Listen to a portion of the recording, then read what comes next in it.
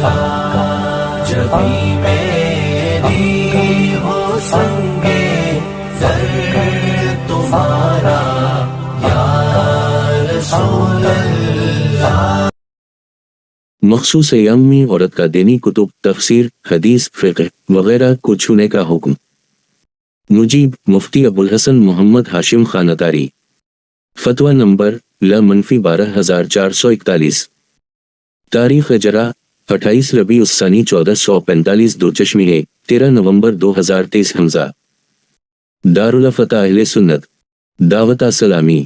سوال: کیا فرماتے ہیں علماء دین و مفتیان شرمتین اس مسئلے کے بارے میں کہ عورت حالت حیض میں قرآن پاک کے علاوہ حقیقت و دینیہ مثلاً حدیث، تفسیر، فقہ وغیرہ کچھ ہو سکتی ہے یا نہیں؟ بسم اللہ الرحمن الرحیم۔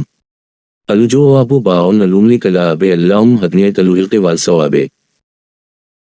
عورت کے لحاظ کے ایام میں حدیث، فقہ، تصوف وغیرہ حقیقت دینیہ کو بلاحال چھونا مکروہ یعنی ناپسندیدہ ہے، کیونکہ کتب دینیہ میں قرآن پاک کی آیات موجود ہوتی ہیں۔ البتہ دینی کتابوں کو کسی کپڑے، قلم وغیرہ سے یا دستانے پہن کر چھونا بلا کراہت جائز ہے۔ یہ حکم قرآن پاک کی تفسیر کے علاوہ دیگر دینی کتب کا ہے۔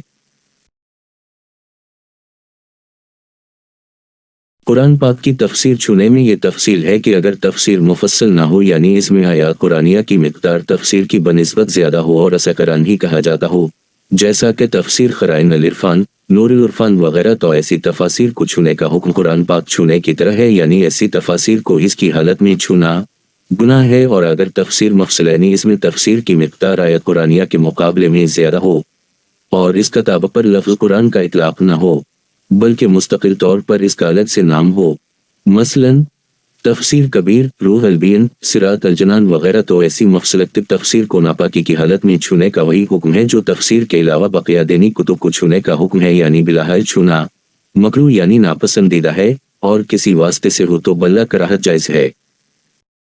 نیز یہاں یہ بھی یاد رہے کہ حیض کے دوران کتب دینیہ اور مفصل تفاسیر میں جہاں آیت مبارکہ لکھی ہو تو آیت کے اوپر اور اس کے پیچھے والے حصے کو چھونا جائز نہیں ہے۔ بنایا تبیین الحقائق اور فتاوی ہندی وغیرہ کتب فقہ میں ہے۔ وَإِكْرَا لَمَّاس كَتَبَ الْفِقْهَ وَالْتَفْسِيرَ وَلَسَنًا لِنْهَا لَا تَخْلُوَنَّ آيَاتٍ مِنَ الْقُرْآنِ وَلَا بَيْسْ بَمْسَا بَلَكُمْ بَالْأَخْلَافِ۔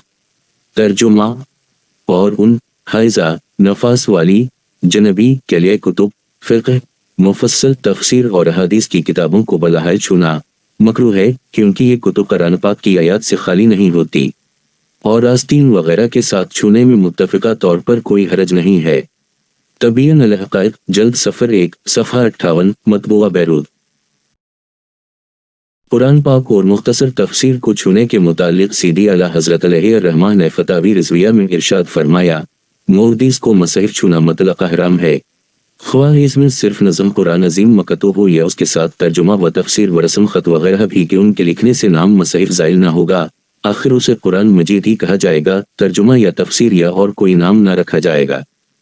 یہ زوائد قرآن عظیم کے توابع ہیں اور مصحف شریف سے جدا نہیں، ولہذا حاشیہ مصحف کی بیاض سادہ کو چھونا بھی ناجائز ہوا، بلکہ پٹھوں کو بھی، بلکہ چولی پر سے بھی، بلکہ ترجمہ کا چھونا خود ہی ممنوع ہے، اگرچہ قرآن مجید سے جدا لکھا ہو۔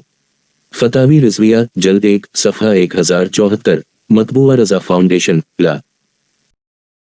مفتی امجد علی اعظمی علیہ الرحمہ نے فرمایا، ان سب کو فقہ و تفسیر و حدیث کی کتابوں کا چھونا مکروہ ہے، اور اگر ان کو کسی کپڑے سے چھوا اگرچہ اس کو پہنے یا اوڑھے ہوئے ہو تو حرج نہیں، مگر موضع آیت پر ان کتابوں میں بھی ہاتھ رکھنا حرام ہے۔ بہار شریعت، جلد 1، صفحہ 327، مطبوعہ مکتبہ المدینہ، کراچی۔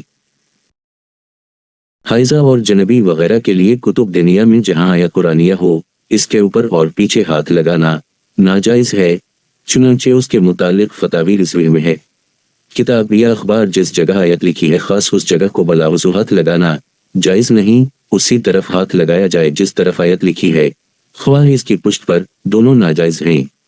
فتاوی رضویہ، جلد 4، صفحہ 366، مطبوعہ رضا فاؤنڈیشن، لا۔ ویلہ اعلم عز جل ورسولہ اعلم صلی